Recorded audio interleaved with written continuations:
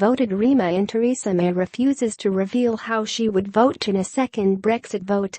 The Prime Minister voted and campaigned for Remain in last year's historic referendum, but has used the promise of delivering Brexit to secure her position in number 10.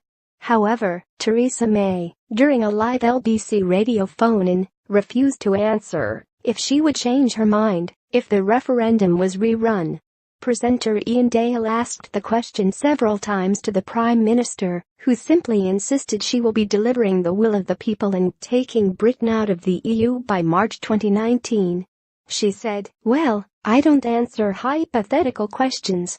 After another attempt by Dale to extract an answer, the Prime Minister added, "I voted Remain and I did for good reasons at the time. But circumstances move on, and I think the important thing is that I think we should all be focused on delivering Brexit and delivering the best deal." The LBC host proceeds to demonstrate how other leading politicians had swapped from Remain to Leave as George Osborne's Project Fear predictions of economic doom failed to materialize. Using Health Secretary Jeremy Hunt as an example, Dale said, "If he says he can change his mind, I don't quite understand why you can't, seeing as you are the Prime Minister leading us into Brexit."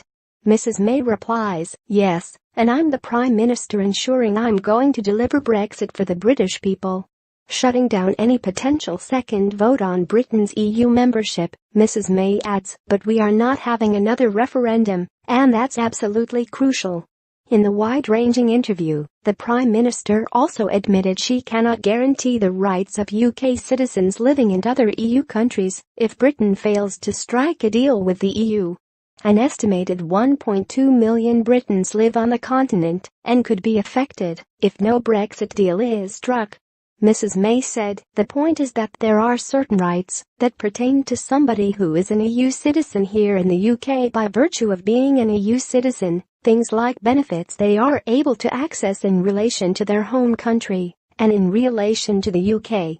Some of those issues would fall away if there was no deal, because there would be an agreement between us and the EU about how those things would be looked at, so we would have to look at these issues separately in a no-deal scenario."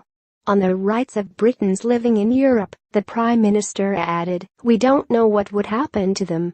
The EU member states would have to consider what their approach would be to those UK citizens. By definition, if there isn't a deal we won't be able to agree with the EU. What happens to UK citizens living in countries like Spain and Italy and other members of the EU?"